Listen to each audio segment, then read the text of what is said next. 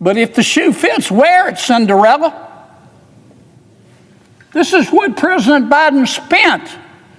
He didn't spend this from tax revenues, he borrowed it. $1.9 trillion on the American Rescue Plan. $1.2 trillion on the Green New Deal, which they called an Infrastructure Act. $1 trillion on the Inflation Reduction Act. The CHIPS Act, where we gave money to some of the biggest companies in America, big tech, because they said they needed it. We gave them $280 billion for semiconductor manufacturing. It was just announced yesterday, China just kicked our ass on artificial intelligence. I don't know if I can say ass on the Senate floor, but by God, I just did. They did. I don't know how else to describe it. After we spent $280 billion, this is just under President Biden, $4.380 trillion of money we didn't have. We are deficit spending every nanosecond. Hello, loyal patriots, and welcome back to MAGACAPITOL, the home of common sense, truth, and unapologetic patriotism. If you're sick of watching the federal government spin this nation into oblivion, if you're tired of the double standards, and if you want leadership that actually defends the Constitution and puts Americans first, then you're in the right place. Make sure you like this video, subscribe to the channel, and share it with every freedom-loving American who's ready to take our country back from the bureaucrats and globalists. Today we're reacting to a phenomenal speech by Senator John Kennedy, who once again proved why he's one of the most honest, straight-talking patriots in the Senate. In a fiery defense of President Trump's decision to temporarily pause certain federal grants through the OMB, Kennedy exposed the raging hypocrisy of the left and laid out the real fiscal disaster America is racing toward. Let's break this down. Senator Kennedy took to the Senate floor to explain why some Democrats and media elites were running around foaming at the mouth, as he put it, after the Trump administration's Office of Management and Budget issued a memo instructing agencies to temporarily hold back spending tied to Biden-era policies. Not eliminate it, not defund the government, just pause while Trump's new executive orders are implemented. And what did the left do? They lost their minds. Suddenly, the very same people who looked the other way when Barack Obama and Joe Biden ignored laws, bypassed Congress, and spent money that wasn't appropriated were screaming about the Constitution and the Impoundment Act. Mr. President. Senator from Louisiana. Thank you, Mr. President. With me this evening, Mr. President, is Mr. Nick Ayers, who is one of my colleagues in my office, on whose judgment, counsel, and advice I rely regularly.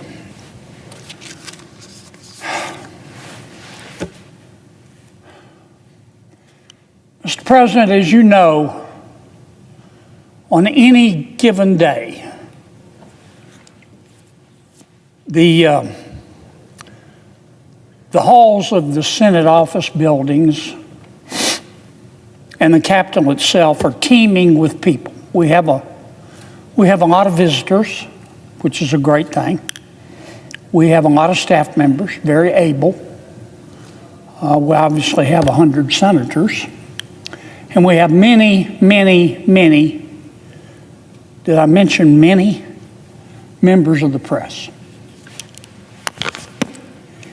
And today, many of those folks, not the tourists,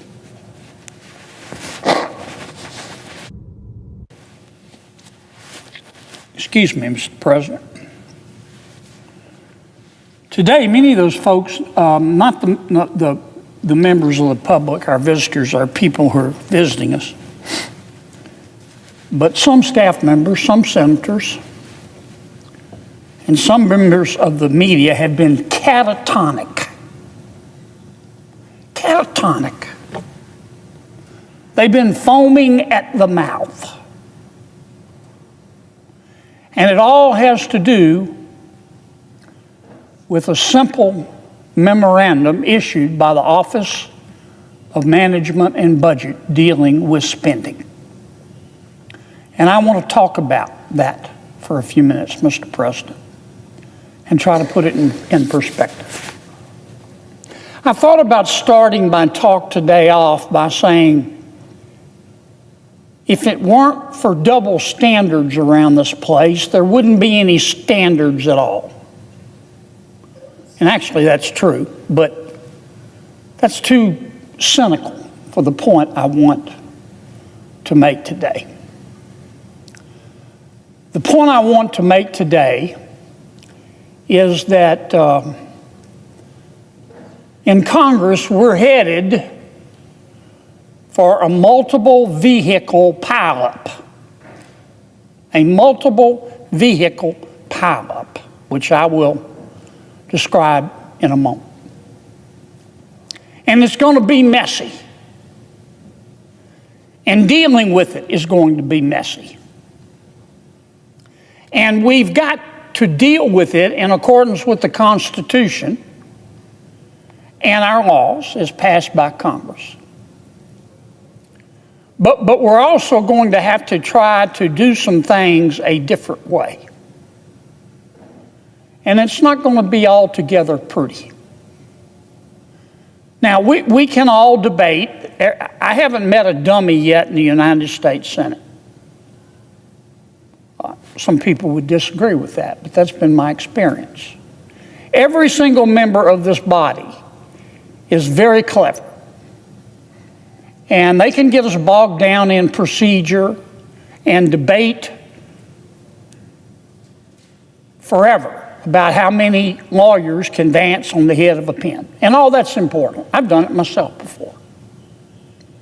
But we're also dealing with reality.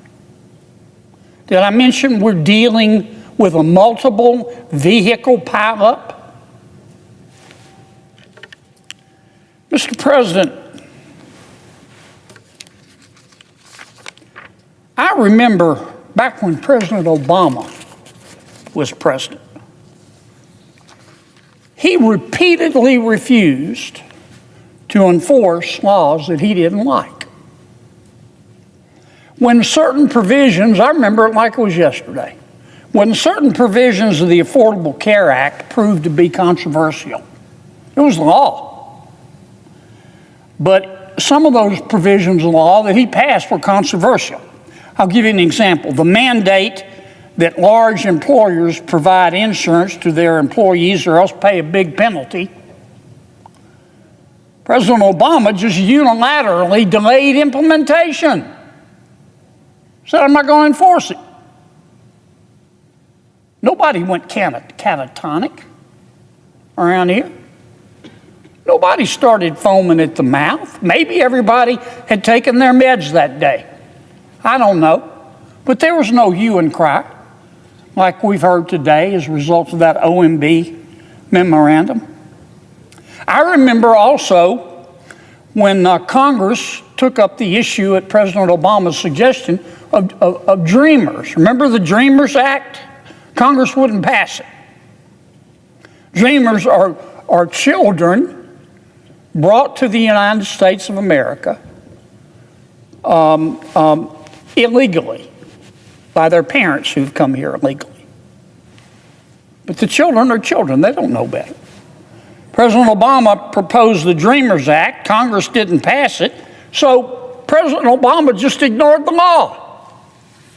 He protected them from deportation through executive action. It's called the 2012 Deferred Action for Childhood Arrivals Program. He broke the law. Nobody around here foamed at the mouth. Nobody around here went catatonic, included but not limited to the media. I remember when President Biden did a very similar thing. He sought to preserve and fortify DACA, as we call it. And he also took a number of steps unilaterally to weaken immigration enforcement. We know that. That's why the border under President Biden was an open bleeding wound. He refused to follow the law. Nobody foamed at the mouth around here. Members of the press didn't become catatonic.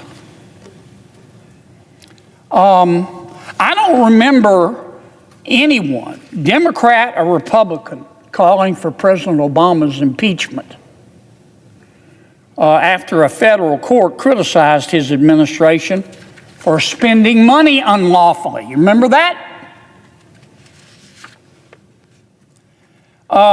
President Obama decided to pay subsidies to health insurers in 2014.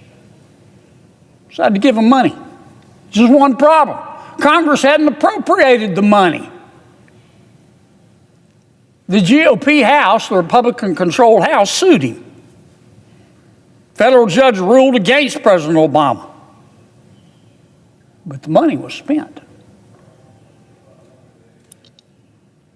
I remember when the GAO concluded that the Obama Health and Human Services Department in 2016 illegally spent money. Congress didn't appropriate it by paying insurers instead of sending the money to the Department of Treasury. Nobody around here foamed at the mouth, including members of the press. Nobody around here went catatonic. Now, I didn't come here today, Mr. President, to debate the Take Care Clause of the United States Constitution. We're all familiar with it. The President has a constitutional duty to, quote, take care that the laws be faithfully executed. That's the law. It's in our Constitution, bigger than Dallas, right there. And I believe in it. I didn't come here today to debate. I didn't come here today to debate the 1974 Impoundment Control Act, which the courts have ruled to be constitutional, which says that Congress gets to appropriate the money and the president has to spend it. I don't want to get into all that. But I guess my point, Mr. President, in light of this OMB memorandum, which I'll talk about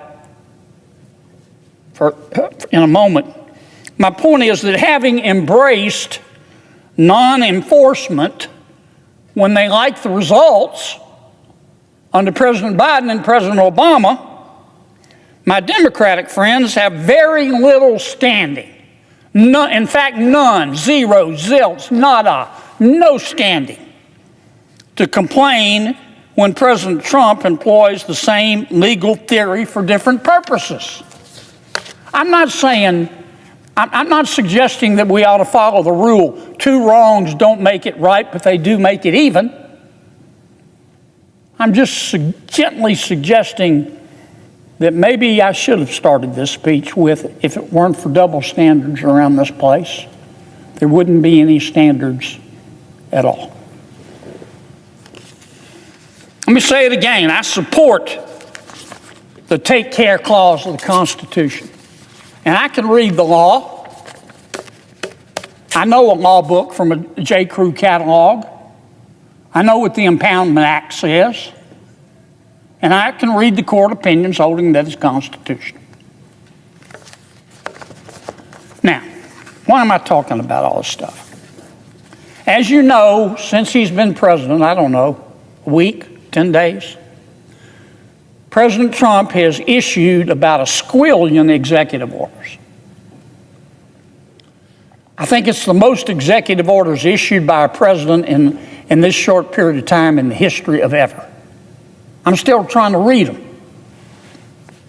And most of his executive orders, this is a generalist statement, but I think it's fairly accurate, intend, as is his right, to reverse many of the policies implemented by President Biden.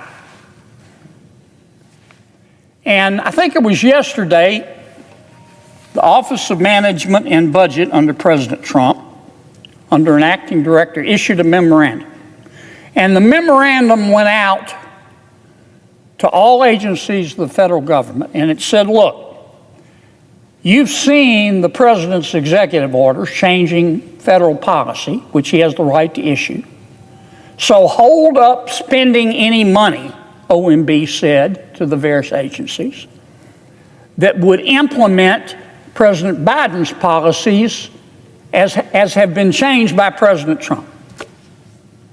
And the OMB was very careful in its initial memorandum and in its explanation later to say, look, we're not talking about direct payments to people.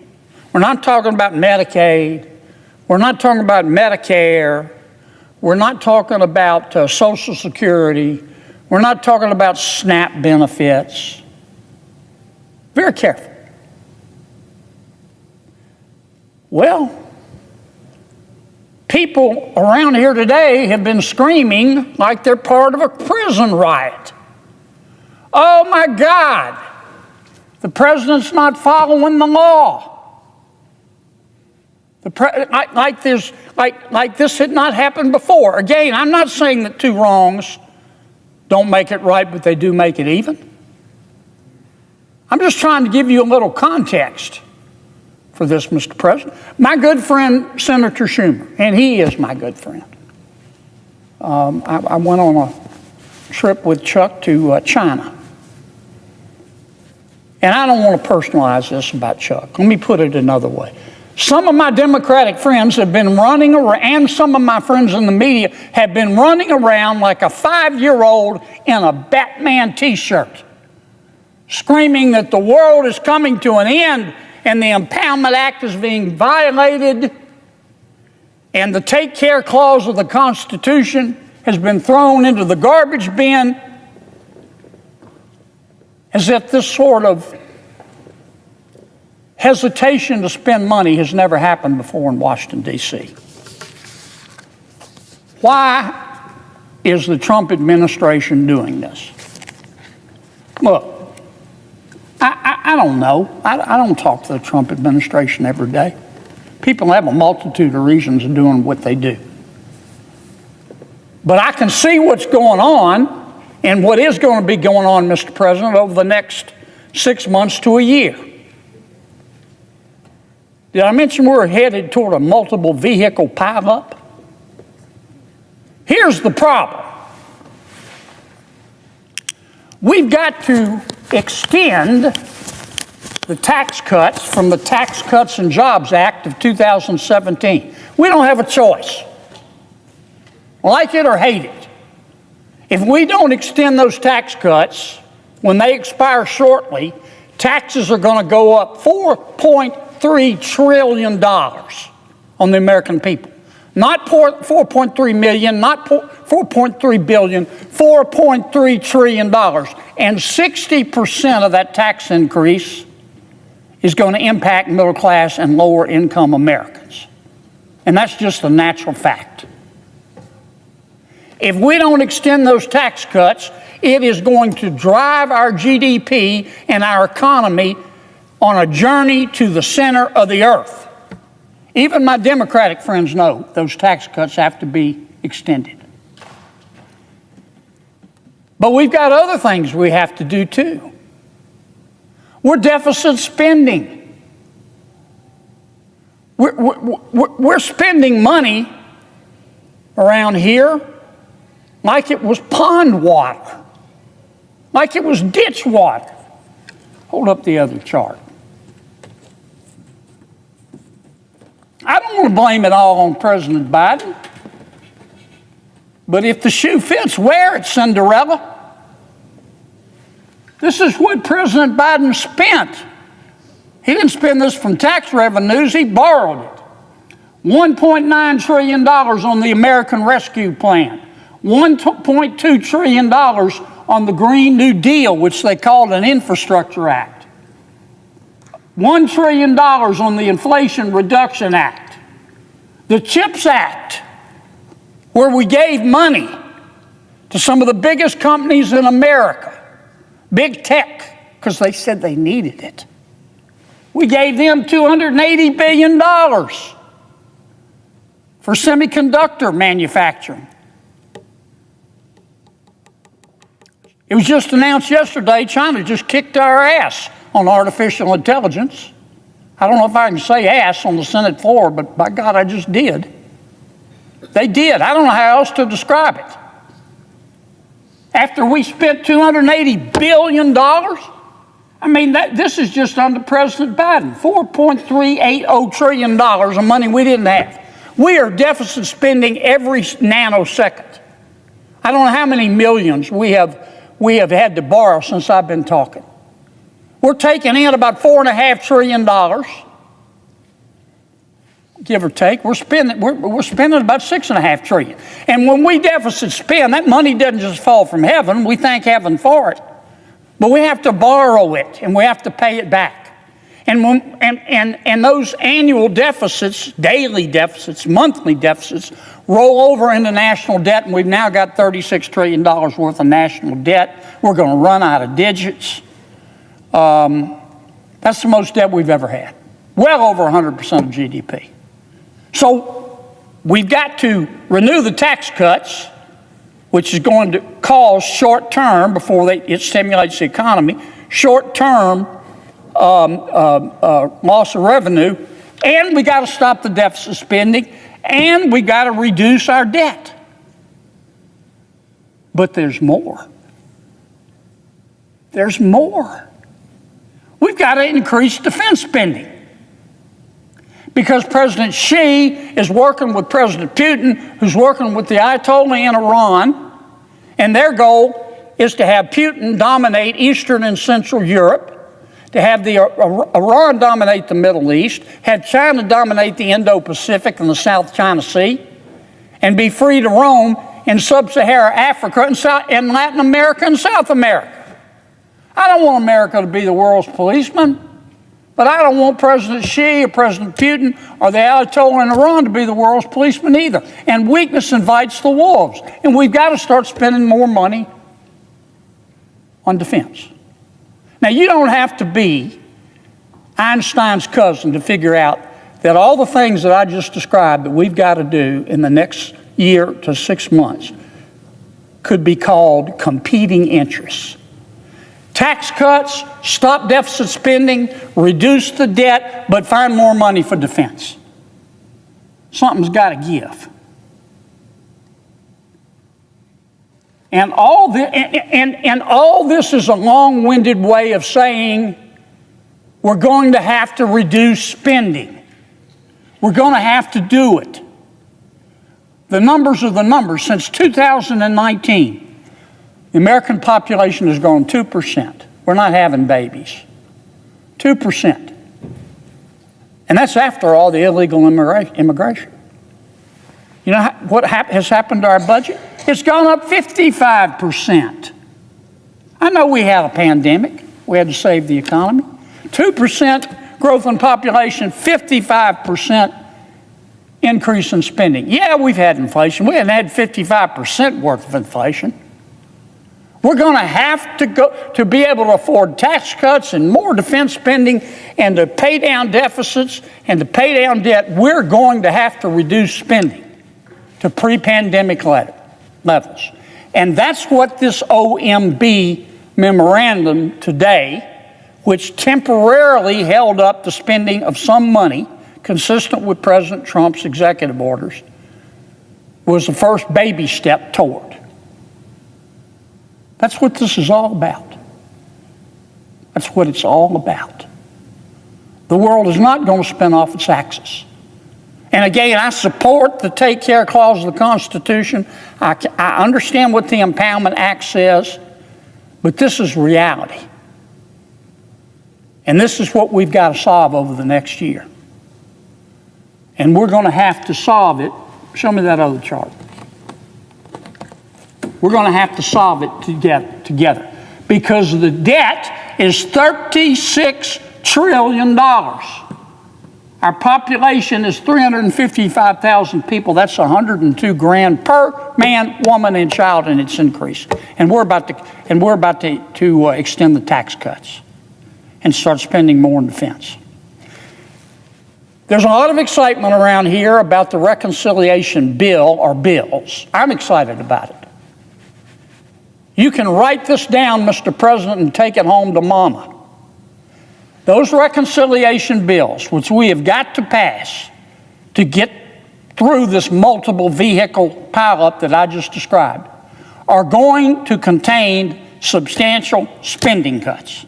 They are. Because you know what? If they don't, that reconciliation bill of bills will never pass the United States Senate. And I know it will not pass the United States House of Representatives. And then we will have failed to do what we told the American people that we were going to do, which is to get federal government right-sized, to try to put the high prices behind us by growing out of them, by stimulating the economy and increasing wages, by making energy cheaper, by paying down our debt. And that's what's going on. So I hope all the folks today will go home and take off their Batman t-shirts, wash them. They're probably a little sweaty. I hope everybody will go home. Those who drink, have a cocktail, take their meds, and put this all in perspective. That's what that OMB memorandum was all about. And I'm going to say this one final time, because maybe some members of the media are listening. I am not advocating to ignore the Constitution. And I am not advocating to ignore the impoundment laws of this Congress. What I am saying is, if you don't believe we're going to have to cut spending substantially in order to get out of this mess that has been created, then you shouldn't be driving. Mr. President, I yield the floor. Kennedy called out this hypocrisy perfectly. He reminded everyone that Obama delayed employer mandates in Obamacare. He created the DACA program after Congress rejected it. He paid subsidies to insurance companies with no legal authorization. And the left didn't say a word. No press meltdowns. No lawsuits. No Senate tantrums. But when President Trump, using the same legal theory, temporarily halts the rollout of Biden's policies so they can be restructured under new orders, suddenly it's a constitutional crisis. Spare me. Kennedy dropped the hammer when he said, if it weren't for double standards, there wouldn't be any standards at all. And he's right. The left doesn't care about the rule of law. They care about control. When they're in power, the rules don't matter. But the moment a Republican president, especially Donald Trump, exercises lawful executive authority, they act like the sky is falling. But here's the real point Kennedy was making. America is headed for a fiscal collapse. He laid it all out clearly. The government is spending like a drunken sailor. Biden has added over $4.3 trillion in new spending with no plan to pay for it.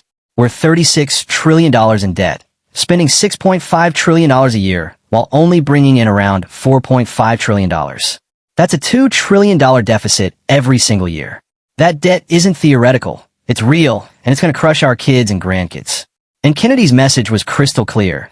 If we're going to extend the Trump tax cuts, rebuild our national defense, and stop this economic hemorrhaging, we're going to have to cut spending deeply. And that OMB memo from the Trump team was the first step in doing that. He wasn't sugarcoating anything. He said it plain, we are headed for a multi-vehicle fiscal pileup. And he's right. If we don't cut spending, we will not survive this. No country can run $2 trillion deficits every year and expect to keep its sovereignty, its economy, or its future. This isn't about politics anymore. It's about preserving the nation. And when Kennedy said, write this down and take it home to mama, the reconciliation bills are going to include major spending cuts. He wasn't joking. They have to, or we're finished. So to the Democrats and media elites crying about Trump's legal spending pause, save your fake outrage. You were silent when Obama did it. You cheered when Biden trampled the Constitution. You don't get to cry foul now that the adults are back in the room. And to every patriot watching this is the fight of our time. If we want to preserve freedom, restore fiscal sanity, and rebuild American greatness, we need to demand that our leaders stop the spending, stop the printing, and start leading.